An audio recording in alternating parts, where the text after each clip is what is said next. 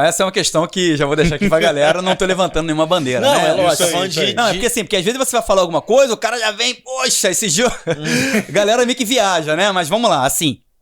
Falando do primeiro do Guedes, que eu sou um fã de carteirinha do Guedes, isso aí já é declarado, né? Eu gosto. O Guedes, ele vem de uma escola de economia liberal.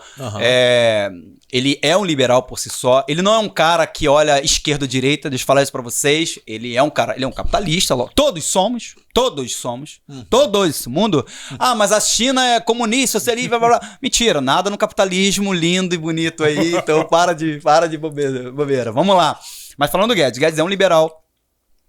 E eu contribuo, né? Na verdade, eu defendo essa mesma ideologia de, cara, quanto menor o Estado, melhor. Por quê? Porque, historicamente, o Estado ele consegue ser um bom gestor. Mas ele não é um bom provedor de riqueza. Né? Então, quando você pega, por exemplo, nos Estados Unidos, algumas cidades nos Estados Unidos onde só tem a empresa privada, mas aí você fala, pô, mas também tem um lado ruim. Tem. Ninguém é perfeito, gente, olha só, não tem perfeição. Existem pontos falhos a serem melhorados, tudo bem? Então, você pega nos Estados Unidos, você pega algumas cidades que as cidades são totalmente... não tem serviço público, né? Não tem serviço público e a cidade, ela sobrevive muito bem. Então, o Paulo Guedes, ele também é dessa filosofia de quanto menor o Estado, melhor. Por quê? Porque o Estado ele vai ficar muito bem posicionado quando é para ele receber os seus tributos. Porque o Estado ele não consegue gerar uma riqueza, né? Nunca conseguiu gerar uma riqueza assim, o Estado tá aqui para gerar riqueza. Apesar de ter uma linha que acredita nisso, mas é a mesma linha que acredita nisso que pula numa só perna. O grande problema de quando a gente fala de ideologias de investimento é que os caras não conseguem abrir para uma conversa. Então, quando a gente olha, por exemplo, nossos países vizinhos, foram aqueles que pulam numa só perna. Acredito que o Estado pode ser provedor de tudo e não é. Não consegue, porque a gente precisa de comércio. Então, assim, no Brasil, nós tivemos pontos positivos de privatizações, tivemos pontos de expansão e ainda temos essa possibilidade, lógico.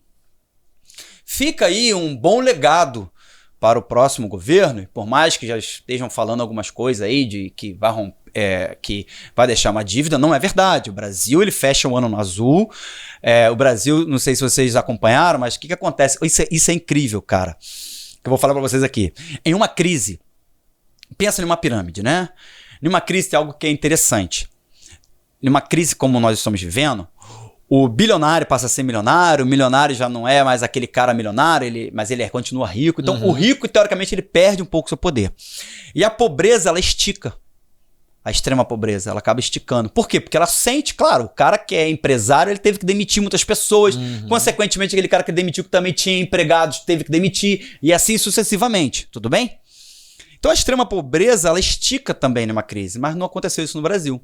Se você pegar os dados, a pobreza ela saiu de 2000 e... Agora, dado de cabeça não sei, mas de alguns anos atrás para agora, ela diminuiu. Em 2020, a pobreza ela começou a diminuir. Por que ela diminuiu? Porque realmente diminuiu-se também a presença do Estado e teve flexibilização para o empresário também poder trabalhar. O que foi feito no Brasil para o Brasil ser um outlier comparado com as outras nações? O Brasil é uma escola, é um pós-doutor em economia no sentido de inflação.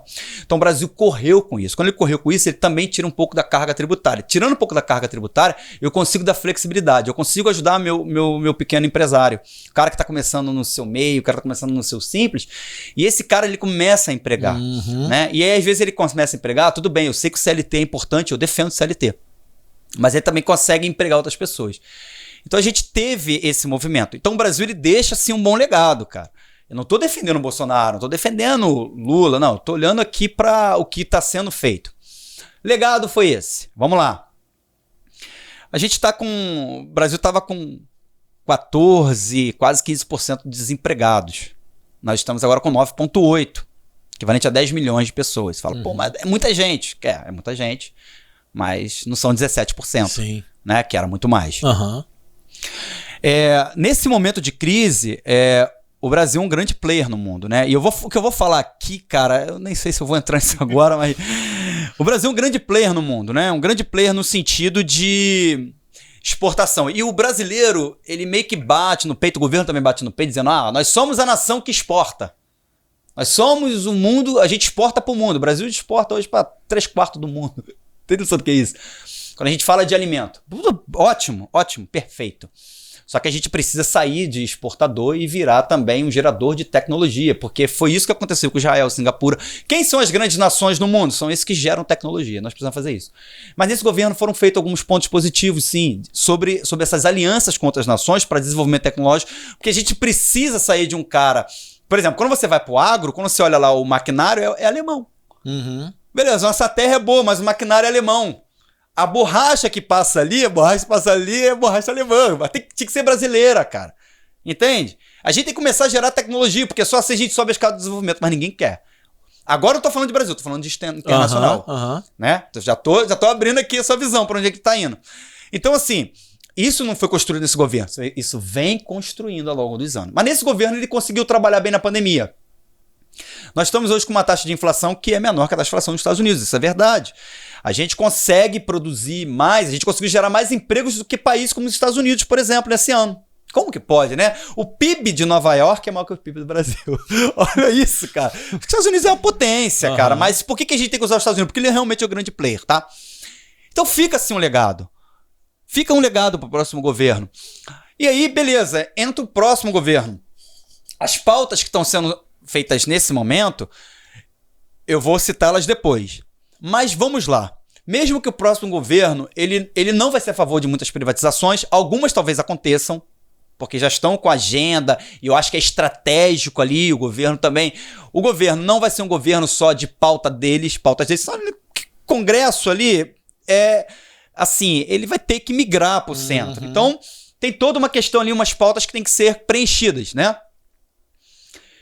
Então, assim, o governo, ele pode... E eu até falei esses dias, postei uma coisa, alguém me perguntou, cara, Israel, você acha que o dólar pode baixar? Eu falo, cara, se a gente não tiver uma recessão global, se o governo fizer o dever de casa, o dólar baixa, cara. A gente vai ter um bom governo. Foi assim na primeira vez que o Lula entrou. Ele pegou um bom legado do Fernando Henrique, expandiu, mudou nomes e fez um bom governo. Tudo bem? A gente não pode mentir. Eu não posso chegar aqui e falar, cara, vai ser ruim. Porém, aí agora eu entro nas questões. A gente já vê uma força... O que foi interessante no governo Bolsonaro? Não estou falando do Bolsonaro, né? Sim, sim. Ele teve alguns nomes. Vamos falar de alguns nomes aqui, 2, por exemplo. Paulo Guedes e o Tarcísio, que acabou de ser eleito em São Paulo. Tarcísio tão bom que ele foi eleito em São Paulo. São Paulo é o maior PIB do Brasil. É o estado, cara. Você soma vários estados no Brasil para chegar perto de São Paulo, para você ter ideia. O poder de São Paulo. São Paulo é muito poderoso economicamente. Tarcísio foi eleito lá. E Tarcísio é um cara que, cara, trabalha. Ele não é um cara de estado. Ele é um cara de fazer a máquina andar. Quando você lota de estado, tem um problema aí, chamado cabide de corrupção. Às vezes você coloca uns cabidezinhos, porque a corrupção ela acaba entrando assim, né? Então é um outro problema. E aí minha perspectiva para esse governo. Quando começaram a fazer as simulações de qual governo, quem venceria, tinha-se uma expectativa ali de que o Lula pudesse vencer, ou o Bolsonaro pudesse vencer, então tinha os dois modelos. Para onde iria o mercado? Então eu acho que o principal pauta e problema está sendo no nosso limite de gasto, conforme você falou. Você tem lá, que você ganha 10 mil, perdão, bati aqui, 10 mil reais. Você quer gastar, você está querendo gastar 14. Ou seja, já se fala-se muito de não ter mais teto de gasto, não ter limite. Coisa que foi inventada lá pelo Meirelles, que é um grande nome. E eu espero que seja Meirelles o nome da economia, porque isso agrada o mercado. Ele é um grande nome, ele é um cara bom, sim. Mas quando você fala que você não vai ter limite fiscal, que você não vai ter controle fiscal, por que o cara vai botar dinheiro aqui? Outro ponto. Em 2022, o Brasil foi a terceira nação no mundo, perdendo para os Estados Unidos e China a receber investimento do estrangeiro. 55 bilhões entraram aqui. Então, assim, o cara quando ele investe, ele quer ver expansão, crescimento. Eu não posso investir aqui nesse negócio se você não tiver uma proposta de crescimento para mim. Então, assim... Eu acho que o governo... pode muita coisa acontecer? Pode. O governo pode vacilar, pode ter... Mas eu espero que não aconteça.